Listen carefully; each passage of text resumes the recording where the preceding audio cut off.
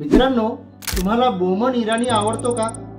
3 idiots मधला professor Sahasrabuddhe उर्फ virus आणि अशाच विविध रंगी भूमिकांमुळे लोकप्रिय असलेला बोमन इराणी।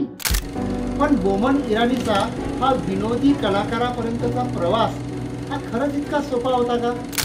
बोमनचा जन्म मुंबईतील एका पारशी कुटुंबामध्ये झाला।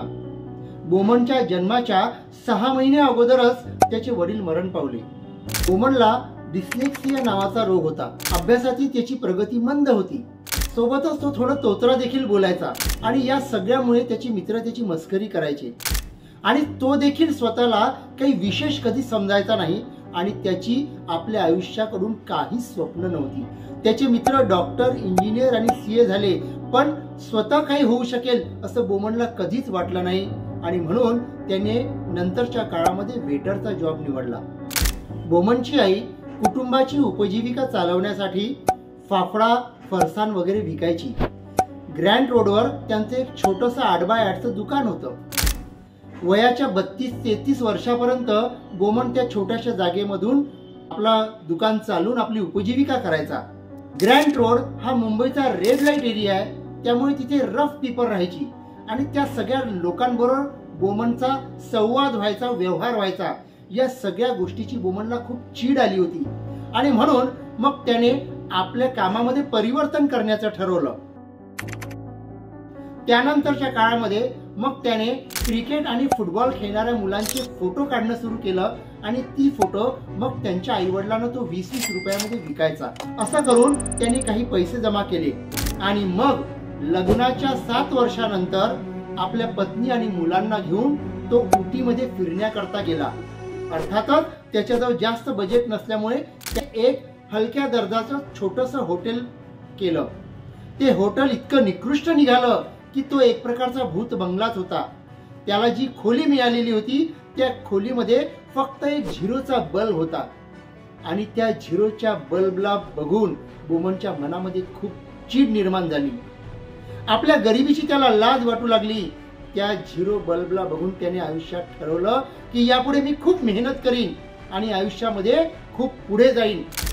त्या झिरो लाईटने बोमनचं संपूर्ण आयुष्यात बदलून टाकलं। मुंबईला परतल्यानंतर त्याला असं कळलं की बॉक्सिंग ऑलिम्पिक होणार आहे आणि त्या ठिकाणी फोटो काढण्याची परवानगी मिळावी म्हणून तो त्याच्या ऑफिसमध्ये गेला, परंतु व्यवस्थापकाने त्याला हाकलून लावलं।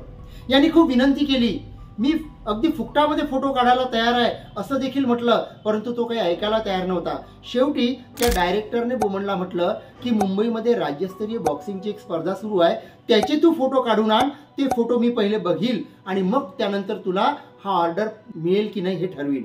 बोमनने रात्रंदिवस मेहनत केली। त्याला फक्त फोटो आणि फोटो दिसायचे, बॉक्सिंगचे फोटो कसे काढायचे, कुठल्या अँगलनी काढायचे हाच विचार त्याच्या डोक्यामध्ये सतत चालू राहायचा। अगदी 3-4 महिने त्यांनी मेहनत केली आणि सुंदर अशी फोटो त्यांनी काढली। ती सगळी फोटोज घेऊन तो त्या व्यवस्थापकाकडे गेला आणि त्याला बॉक्सिंग ऑलिम्पिकचा ऑर्डर मिळाला।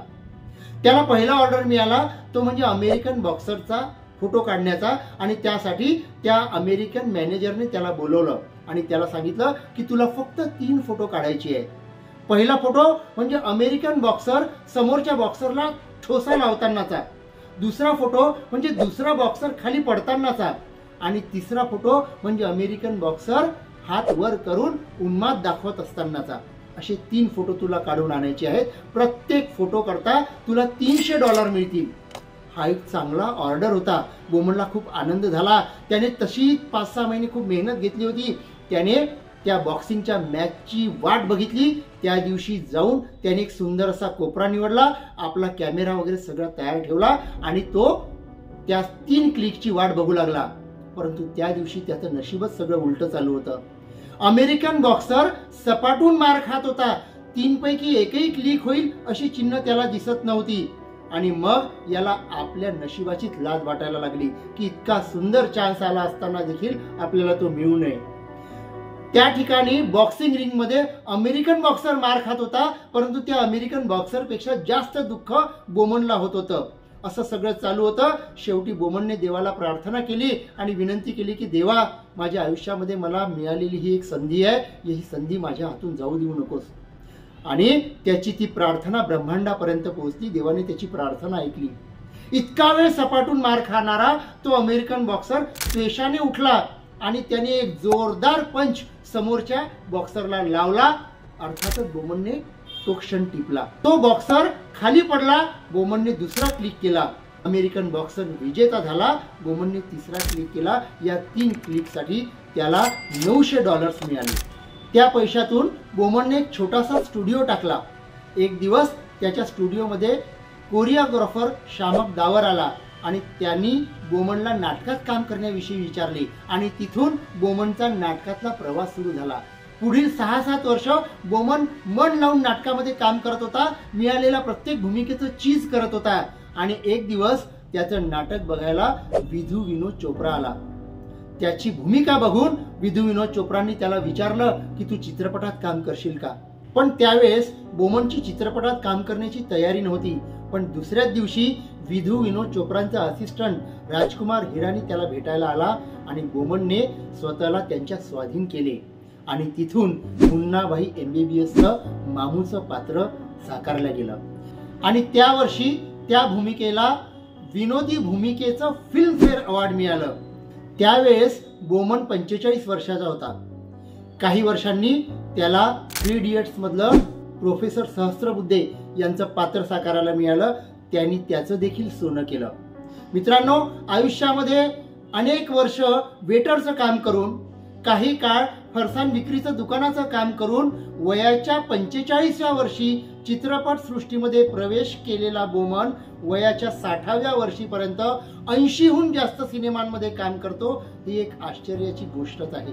बोमन म्हणतो की उटीमधील त्या हॉटेलमधील त्या 0 लाईटमुळे माझ्या आयुष्यामध्ये परिवर्तन झालं. मित्रांनो, आपल्या आयुष्यामध्ये देखील जेव्हा जेव्हा अडचणी, संकट, समस्या येतील तेव्हा बोमनला आठवा. त्याचा थक्क करणारा प्रवास आठवा. तुम्हाला देखील आयुष्यामध्ये अडचणीवर मात करण्यासाठी प्रचंड ऊर्जा मिळेल.